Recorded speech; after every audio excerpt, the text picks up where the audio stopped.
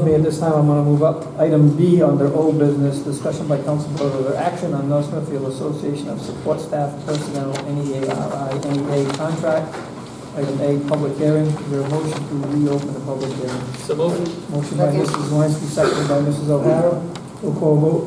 Mrs. Barlow? Yes. Mrs. O'Hara? Yes. Mr. Ruggiero? Yes. Mrs. Zelinski? Yes. Mr. Donovan? Yes.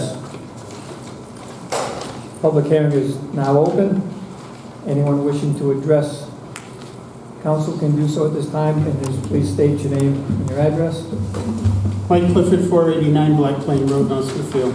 I addressed this issue at the last public hearing that you held, and I didn't take exception to any of the terms of the contract. My issues at that time were with regard to the process that was followed, that the contract had been signed by both the chairman of the school committee before this council took an action to ratify the terms and approve the terms. I said at the time I found that to be a very unusual format to follow, and it wasn't done in any other district to the best of my knowledge. I believe Mr. Lombardi indicated to me that Providence does it, and it was done so while he was the solicitor for the city of Providence, I believe. But I know no other district in the state where any party signs an agreement, a contract agreement. You usually sign a tentative agreement. Both sides sign a tentative agreement, initially what they believe are the changes that are called for in the contract. Both sides have membership meetings. The union has a membership meeting, and they approve the tentative agreement, and the management has a full committee meeting, and they approve the tentative agreement. And then, and only then, is a contract signed. I've never heard of any other district that did it this way, except for Providence. Burrillville and Middletown has basically the exact same language that we have, and none of those two communities, I called them, they do not follow the process that we followed here this year. They did what I said as normally done, tentative agreement signed by everybody and then signed. I think at this point, I also said last month that I'd be amazed if the support staff people hadn't already received their raises, because they had been without a contract since July 1st they would do a raise. And I called the superintendent the next day and asked, and he said, no, they hadn't been paid. And I said, well, they're saints for waiting that long, because I wouldn't have had the patience myself. This should have been wrapped up within 3 weeks to a month at tops. And when I was on the school committee and we settled the teacher's contract, we pushed that thing through and we got it done from the budget committee to the town council back to the school committee, I think within 3 weeks. Because I remember I had told the president of the teachers union that I hoped we'd have it done in 2. And when I found out we couldn't get it done in 2, I spoke to her and apologized and said, sorry, it looks like it's going to be 3. I hope you can be patient with us. So people shouldn't have to wait. If they finally got a settlement for the contract, they shouldn't have to wait more than 3 weeks. 4 weeks tops before this process goes through. It's expedited in every community. If you have to call a special meeting, you have to call a special meeting. If you have any issues with any of the terms in this right at this point in time, I really think you ought to weigh the consequences of if you delay a vote of approving this contract, because I still tend to believe there'll be labor board violations involved here with that contract having been signed. This is not a contract that represents humongous costs to the town, and that's why I suggest you weigh it against any costs of potential litigation. So I take exception to the process, and I would like to find out what other community in the state signs in a contract before the membership has tentatively agreed to approve it, and before the full authorizing board that's empowered to ratify the contract has taken that vote. I think we're walking into litigation in the future if we don't follow the process that's followed in every other district in the state. And I believe it's probably being done that way on the advice of the legal counsel for those communities and those school districts. Thank you.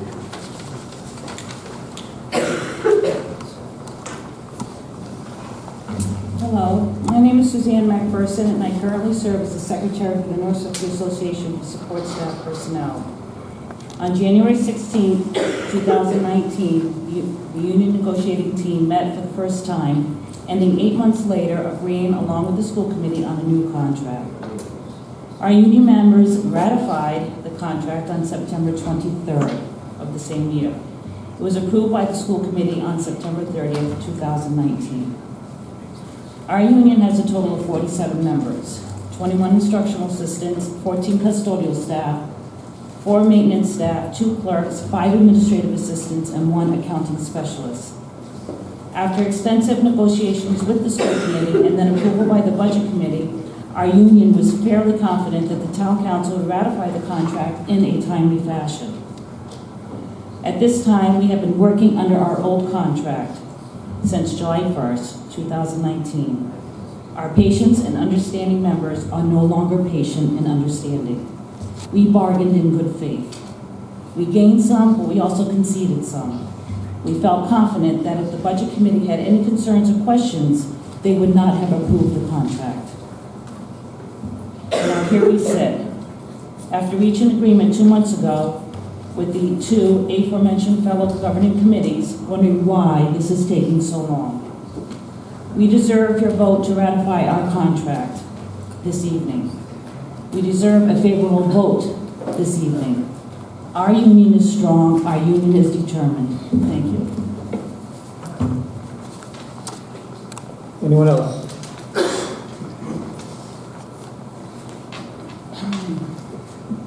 Mr. President, honorable members of the council. So I heard a lot of noise from Mike about signing a contract that was subject to council ratification. Clearly, the charter says that it has to be ratified by the council. I can't sign a contract and bind the school department or the town or anything else when it's subject to the ratification of the town council.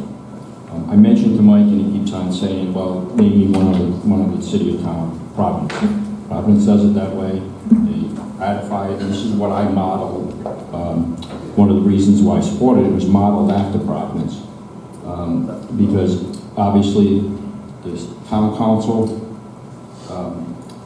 taxes, and we wanted the town council to have a right, from the spending of the school department. So that was the basis behind it. I don't even know why that's an issue, but okay. But let me go on to the union contract. We're here today to ask you to pass the contract that's before you. We believe it is a very fair contract to all parties. The membership includes teachers' assistants who after negotiations are paid less than others in the area and take care of our neediest children. It is our maintenance people who have taken on the revitalization of our schools, which look the best they have in years. They take their jobs very personal and serious. It's the administrative personnel. The school committee has respect for the process and supports the town to have the right to ratify, and we will answer any questions you have tonight or at any time. For the record, none of the provisions of this contract have been enacted. So why did we approve it? It was approved unanimously by the school committee with all 7 members voting. We negotiated for about 8 months and ultimately passed it on September 30th, 2019. I signed it subject to ratification by the council, as I have done with all prior contracts. All of our information about every meeting is on the school Google Drive at least 48 hours in advance before every meeting and stays there indefinitely.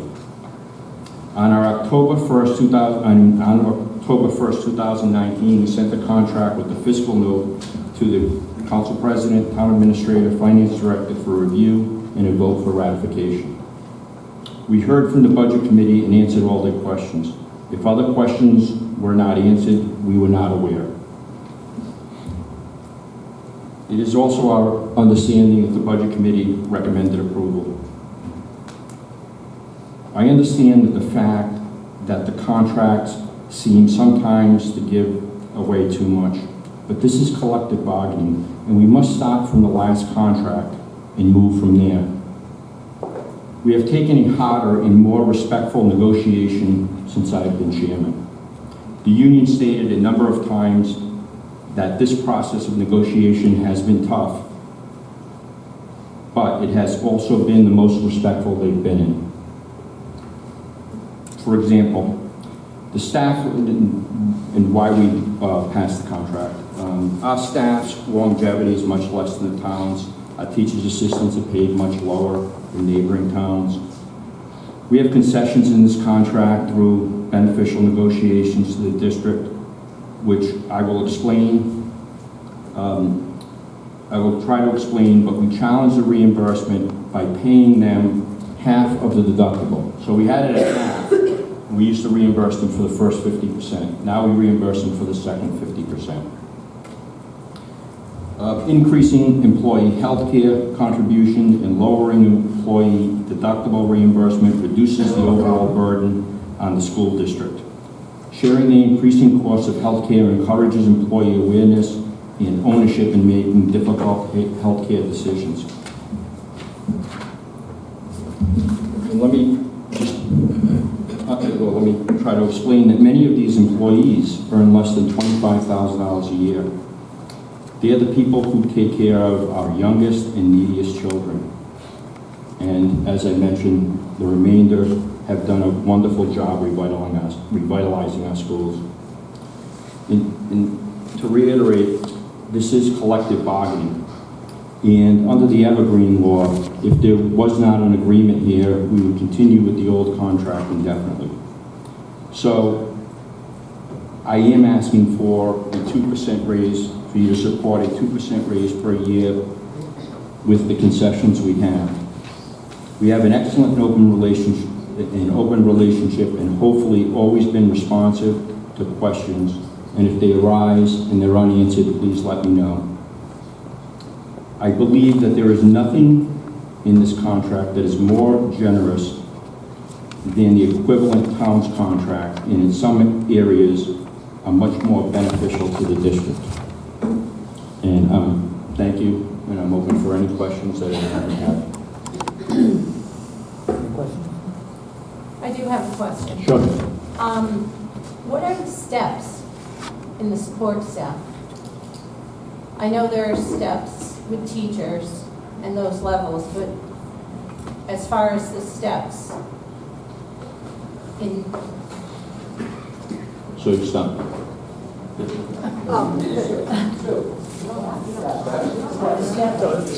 It's just an education for teachers. No, There are no steps? there are some steps. Yes, there is. Mr. Lowe, would you like to come up? We don't, You don't have to. I don't have the steps in front of me. Right, but just explain what they are. I mean, so who gets steps and why? We had problems at one time when people would be coming into work and you had like people who have been working for 25 years in that job. And it became like, okay, they came in the doors working at the same level as they did. And so we created a process where the steps came and you came in a lower rate for a period of time, and after so many years you jump up and it would be a lot lower to start off with. And that was a concession given when we were trying to solve that problem, which, you know, people working 25 years with more experience and training somebody who just walks in the door at the same rate was very frustrating. So we developed that formula for it. So you come in at a lot lower, work for a period of time, and then build yourself up. There are increments of it. You might have. Yeah, so actually, if you mean longevity? I mean, is it longevity or because steps? that's in addition to longevity, correct? Are there steps in addition to longevity? Yes. For we're talking longevity steps. I'm not After sure. 5 years, you're starting off to get longevity. No. Are there steps over and above longevity? No. Okay, Not so when it it comes is to longevity. longevity. So, correct. There's two different issues, let me, if I can. There's two different issues. One, you have certain classes that are in there that have different steps, 1, 2, 3. The whole bargaining unit has longevity steps. Not the whole bargaining unit, just certain groups of it. Everybody's not affected by longevity? Oh, yes. That's what I'm saying. So the whole bargaining unit has longevity where 5 years, 10 years, 5, 10, 15, Right. 20. So everyone is in there. but there are certain classes in the union that have steps. Right. That's what she's looking for clarification on. That we have, and that was the purpose of putting those steps in for those different classifications. Steps are years 1 through 5. Yeah. No, it's all. Yes. And for the IAs and the clerks. So there are 5 durations. I hope I made myself clear. It's hard to, without having the book in front of you going through that recommendation. But again, it was the process. And is that both in the maintenance, custodians, the teacher assistants, or Yes. clerical? Yes, it is. It's in each classification. There are currently 4 steps, correct? I believe it's 3. 0 to 1, 1 to 5, 6 to 10, and then 11 plus. 4 steps. So let me try to answer that question better for you, Councilman, I apologize. So, and this hasn't changed from the last contract, so we have made no changes. We've made changes in longevity, but we haven't in steps. So the steps are, for example, and this is an old contract, but we'll just go through it. So for example, a custodian starts off from year 1 to 5 at $17.84. And again, this is the old numbers. It moves to $17.85, so it's 1 cent more. And then 11 years on, it's $18.03 per hour. So what we did was we added 2% to all these categories.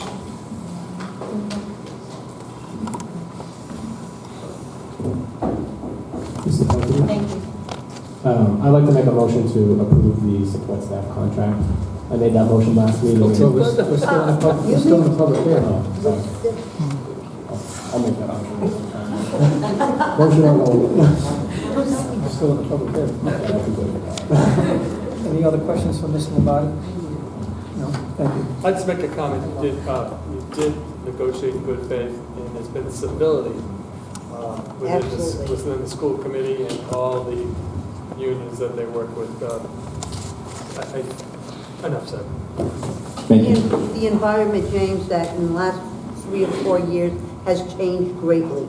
You're working as a team, and it's very visible. If people would take the time to visit the buildings, talk to the people working there, it's a real team. Thank you. Anyone else wishing to speak on the public hearing?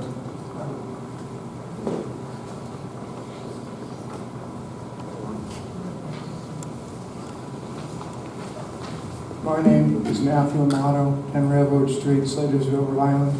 So I volunteer a lot with professors and teachers doing historical reenactments from all over Rhode Island. One of the things I keep hearing from every single one of them when they're not doing a great job of bringing their students to some of the events and doing different things is they're underpaid. A lot of them complain about that. Not in like a, every day you hear about them complaining about being underpaid, but a lot of them a couple of years ago got really hurt on their pension packages. I have 2 people in particular who will never be able to retire. They're in their 60s and they're still a school teacher here in Rhode Island. And I think it's important that people realize that you get what you pay for.